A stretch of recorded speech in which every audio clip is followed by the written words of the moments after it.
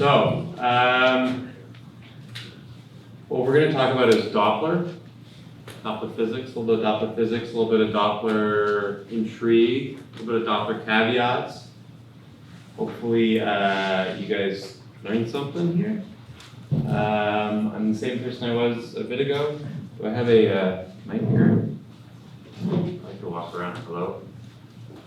Any one of those like Lady Gaga mics?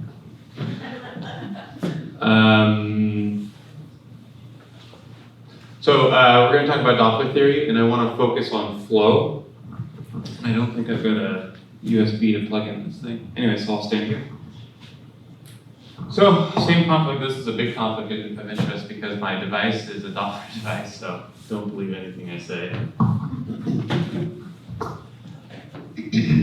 So I'm going to start a little bit with Doppler background. So does anyone know what this is? It's an abstract interpretation. I drew this. So this is my interpretation of suprasternal notch evaluation of the descending aorta. You see the left atrium, the pulmonary artery there, and that's really pretty. And you know, a picture's worth 1,000 words. But my real passion actually is much less so this, because I know everyone here is really into this. The picture's like it's like a cool thing to look at. It's very powerful, but I really want to focus on this, right? The velocity waveform that you're getting at the bottom of the screen, okay? And there's a lot of information in there that I didn't know about until I actually started building ultrasounds, building Dopplers.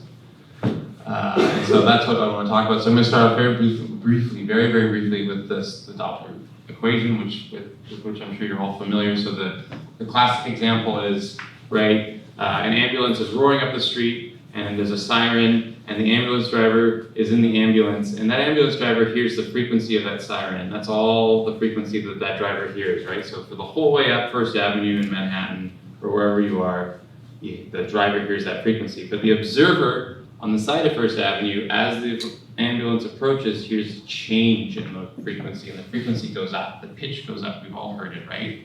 And so I think you could appreciate that if the carrier frequency is what the driver is hearing, and you compare that to the frequency that I'm hearing on the street as the ambulance whizzes by me, that difference, that shift in the frequency is going to be directly proportional to the velocity at which the ambulance is traveling, okay? And so the way that ultrasounds work is there's usually a transmitter that shoots out just sound, right? It's just ultrasound into the tissues, and then a red blood cell comes through, it comes speeding by like it's an ambulance, and the sound waves bounce off of the scatterer, the red blood cell, and then there's a receiver. And so this difference, the receiver, what heard the waves coming off the red blood cell, that difference, that increase in the frequency that occurred because of this moving object increases, and you can see it's directly proportional to the velocity. So right, this is the frequency, the carrier frequency, the velocity, and the angle of attack, and the C is the speed of sound in tissue, okay? And so as we know that this is the red blood cell coming directly onto towards the receiver with an angle of inclination of 0, but sometimes they come in at 45 or 60 degree angles, and sometimes they actually come in at 90 degree angles. And what the Doppler equation interestingly predicts in this situation is you should have no velocity, but if you've ever kind of monkeyed around with Doppler, especially color Doppler, even when you think your angle of inclination is completely perpendicular to flow, you still get a little bit of color, and you're like, why is that? It doesn't make any sense. So we'll talk about that. So from the velocity, from that equation, who cares, right? I know the speed of blood, whatever. Okay? So bear with me, velocity on the y-axis, time on the x-axis. If I knew that over time, a car traveling at a constant velocity, right, and I trace this out, and I'm using volume here, and I determined the area of that rectangle, right, which is base times height. It's going to give me the distance, because I can just rearrange this equation of velocity is distance over time, the velocity is on the y-axis, time is on the x-axis. Rearrange the equation, the area of the rectangle is distance. I think you all believe me that if you had this curve, you could determine the distance that this scatterer had traveled, right? And so that was a rectangle, but you can do it with more fancy shapes, and here's say a velocity waveform, and so you take the area of that fraction, and then add the area of that fraction, and the area of that fraction, and the area of that fraction, right? We all know this from calculus. You took the integral, so the area under the curve of the velocity curve is distance, right? So now I know the distance of that what is traveled. So what? Okay, so I think you all know this. I'm trying to start kind of from the basics. I've got this hockey puck of blood, right? And it moves forward in this blood vessel, and I can get the distance, right? Because if I'm insulating it with a Doppler, and I get the velocity waveform that it's traveled, I can get this distance, right? And then if I know the area, I can measure the radius, I can measure the area of the blood vessel. And so now I've got the area of the circle times the distance that it traveled, and now I have the area of this cylinder of blood that's moved, right? So that's volume. So in this pulsatile flow situation, I've determined the volume. So that's really cool, right? Because then you've got, depending on where you're insulating, you've got the volume per heartbeat that's moved past your ultrasound. And that's a very powerful tool. And people are using a lot in the ICU. But there's a few key things that you may not be aware of that I want to kind of tune you into when you do these assessments. So one key consideration I'm going to illustrate here is the difference between continuous wave and pulsed wave. Okay, there's a big difference between the two. So continuous wave just shoots out continuous ultrasound into the tissue, and it's continuously listening. So it's totally agnostic as to where it's listening. It's just it's transmitting and getting everything, right? So you can't really determine where you are, and you think, why would I ever want to use something like that? Well, it's really cool because if you had a situation in a blood vessel like this where you had a fast-moving red blood cell and kind of a less fast-moving red blood cell, kind of a slow red blood cell, right? And you insonate that entire vessel with a continuous wave, what your waveform comes out looking like, and you receive it, is like this, right? And so you can see, this microphone works, the fast-moving green guy in the center is going to be the top portion of this waveform, and then kind of the slower moving, and then the slower moving, right? So that's actually important information that you may lose when you use something like a pulse wave system. So a pulse wave system does just what it expects it to do. It sends in a pulse of ultrasound and it listens. It's like a bat, right? It's echolocation. And the beautiful thing about pulse wave is you can drive it, right? Because if I want to look at something 12 centimeters into the body, I can send in a pulse wave that will ring and then listen exactly for where 12 centimeters in the body would be, and I can say, oh, the velocity of the blood in this part of the body is that. And you can only do that with pulse wave. You clearly can't do that with continuous wave. If I put a continuous wave Doppler into my suprasternal notch, I'd be insonating everything that's traveling through the vein. So it kind of pulses, and so I can insonate directly in the middle of the blood vessel. But what you can see is that I actually might be losing something. There might be a trade-off with pulse wave insonation. So there's something about this pulse wave system that's important, and this is something that's intrinsic to the way that transducers are designed. And so it's called geometric spectral broadening. And so when you've got a transducer that's got multiple elements, it's got 256 elements of piezo, right? And what these elements are doing is they're actually they're making an image and then they're shooting Doppler. And if you're doing image and Doppler at the same time, which you often do with PW, because you want to be able to see the picture and insonate at the same time.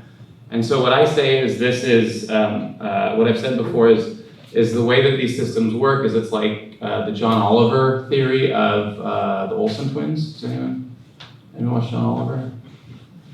So does anyone know the theory of the Olsen twins? So John Oliver says there's not two Olsen twins, there's just one Olsen twin, and she just goes back and forth really fast. And that's what these systems are actually doing. It's actually kind of wild. And they do image Doppler at a rate that you can't discern. But if you've ever used some systems where it's like you start the Doppler and the image kind of gets like a 1990s dial-up modem, it's just because it's spending more time or it doesn't have the capacity to do image at a frequency interspersed with Doppler. And so they're insonating these elements, and what they're doing in the portion that they're doing Doppler is they're insonating this scatter or this mover, and you'll say from the middle of this element, right, you get an angle of insonation, theta, right, and you get a velocity like we saw. But there's all these other little elements that are also active at the same time, and they're actually insonating at different angles. So you see this guy just to the right, he's incinerating the same scatterer, but at a sharper angle. And so what you see what happens to the velocity waveform is you kind of start to smear the velocity. And then you got another onlooker and another onlooker, and you can see what happens to the velocity waveform at the bottom is it starts to smear the velocity upwards because you're sort of looking at the scatterer from a different perspective. And the same happens on the other side as well. So if you look from a less sharp angle, the velocity is lower. So you've actually sort of smeared it out here, and you get this geometric spectral broadening. And so there's an equation that actually describes this, the velocity here. And you're thinking, oh my God, that's a horrible equation. Why is Kenny continuing to torture us today? But there's two important points with this equation. The first is this D is actually the width of the aperture. And I think you could appreciate that the bigger the aperture is of incination, the more the spectral broadening effect you're going to get, and the higher the velocity overestimation is going to be. And then it's inversely proportional to the depth. I don't know why they chose L and D in this situation, but the L here is depth, right? And so actually, if you're incinating a vessel that's closer to the skin or is closer to the transducer, it's actually more susceptible to this measurement infarct. And manufacturers know this, and what they do is they make this thing called dynamic aperture. So if you incinate something deep, it actually can broaden the aperture. And if you incinate something very superficial, it narrows the aperture and tries to minimize this velocity measurement error. But here's the rub. All manufacturers do this dynamic aperture thing differently. And so you don't actually really know what the velocity measurement is here. And there's actually a very robust body of evidence in carotid velocities for endarterectomy, where you have patients that would meet criteria based on the NASIT for their velocities being high, meaning that the narrow of the carotid artery was significant, and they would need surgery on one machine, and then you do the exact same study with the same sonographer on a different machine, and the velocity is different. And so it's kind of frightening, to be honest, when you think that you're making like really important clinical decisions based on an angle of incination of 60 degrees. That error actually starts to expand, and you can see that as the cosine gets lower on the y-axis, right? If I pick the angle of incination was 60, but in reality you're actually incinating at 70, it's actually going to give me a wider error distribution. The cosine will be lower. If the cosine will be lower, the velocity is overestimated. So this cosine function is real, so you should really never incinate above 60 degrees. So then there's what I call extrinsic aspects. And this is something that really surprised me, and I think it might surprise some of you as well.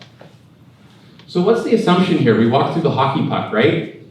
What's the assumption here? There should be a glaring assumption. What is this glaring assumption? So it's a circle, and that they're all moving at the same velocity, right? So what if I had a situation like this? Right? And I just incinate the really fast-moving red blood cells in the middle of the vessel. And I did the distance, right? The distance is going to vastly overestimate the volume of flow that's actually passed per unit time, right? And that's not to mention all of the velocity spectral, or all of the geometric spectral broadening that you get on top of that because of whatever system you're using with its dynamic aperture range. So this is problematic. The question is, does the VTI actually represent the true distance here? I would argue that no, it doesn't. So what am I trying to say here? Oh yeah. So there are situations where everything does move like a hockey puck. All the red blood cells are moving at the same velocity, and that's called plug flow. And there's two places in the body where that exists. The LVOT and the ascending aortic root. There's some distortion of the flow profile through the curvature of the aorta, the descending aorta. It's mostly plug, but really plug flow only occurs right out of the orifice of the left ventricle. Everything else has this laminar profile. It's called a blunted parabolic profile, where you have the fastest moving red blood cells in the center, and then there's less fast and less fast and less fast. And that's just because they all have these concentric circles of drag that are kind of all attached to the wall, and then they sort of pull forward almost like rolling up a newspaper and pushing the middle of the newspaper sort of coils out. It's laminar, it's like a leaf, right? So this is actually, if you ever insinate any other vessel besides the aortic root and the LVRT, that's actually the flow profile that you're looking at. So how do we measure the volume and flow in a peripheral artery? It's problematic if you're pulsing. And so this equation is actually the area times the mean velocity VTI, not the max velocity VTI. Right? Just like, I don't know if you guys have ever done this equation before in your practice, but it's not the max velocity VTI if you want to determine the distance. Okay? And so why is that? Two flow profiles, what you're looking at. Let's call plug flow the aortic root on the left, and let's call this laminar flow a brachial artery on the right. Okay? As I said, there's actually more information that you know in the spectrogram when you look at that Doppler pulse than you may be aware of, and it's a third dimension. All of you know that I love 3 dimensions, right? So let's pull out amplitude, right? And the amplitude is not the velocity, it's the loudness. It's the number of scatterers, right? So 10 ambulances traveling at 100 kilometers per hour and 1 ambulance moving at 100 kilometers per hour will have the same frequency shift, will have the same velocity, but the 10 ambulances will have a greater amplitude. They'll have a greater power spectrum. Power Doppler essentially is just the square of the amplitude, right? So if I take a time slice, if I just take one time slice on this guy in the plug, and I just listen, right? I just listen. And if I go up here, it's quiet, quiet, quiet, quiet, quiet. And then when I get to here, on the plug flow, there's this loud amplitude of screaming red blood cells. And what I do here is I apply a mathematical formula that determines the center of gravity of that surfboard coming out, and that's called the centroid. And so that velocity then is my centroid velocity. And you can see that in plug flow, the max velocity and the centroid velocity are essentially the same, and that makes sense because it's plug. All of the red blood cells are moving at the same velocity. It's that hockey puck that's moving. So in that situation, when you take the area under the max VTI curve, the max and the mean, the same. So if you're doing it at the aortic root, the LVRT, you're good. Your distance is your distance. I think you can see that if I'm insudating a brachial artery and I've got a laminar flow profile, and I do this amplitude that's coming out, right? What you see in a blunted parabolic flow profile is it's kind of the velocity amplitude relationship is actually it's kind of like a square. And so if I take the center of gravity, if I could balance that on my finger, that square, that's my centroid velocity, and you can see that it's much less than my max velocity, right? So if I were to use the max velocity VTI in this situation, you're in trouble. You're going to overestimate your flow. And there's been countless studies of groups trying to measure flow through peripheral arteries using the max VTI, and they're like, our flow calculations are really high, and we can't figure out why, and it's because they weren't doing uniform insination. So what is uniform insination? So in a PW system, you can see that if you're insinating plug flow or laminar flow, it'll be very different, right? The max here is very different from the max there. But if you use a CW system, which insinates the entire vessel, that's agnostic to location, you'll get the same velocity. But in this situation, you actually capture all the RBCs, the ones moving fast and not so fast, and the ones that are just on the vessel wall that are being dragged along by their buddy. And so this idea of uniform insination. It was first, I think, defined by Evans in the late 70s or early 80s. So if the entire volume of the blood is exposed to a uniform ultrasound beam, and the angle of insination between the beam flow is constant for the entire volume, then the mean Doppler frequency corresponds to the mean flow velocity. And then you can use these equations to determine flow in a peripheral vessel. It's got to be uniformly insinated. Again, only matters in peripheral vessels. Doesn't matter so much in the aorta. So that's it for velocity. So that was the distance. One slide on area. So then when you measure the flow, you got to measure the area of the vessel, right?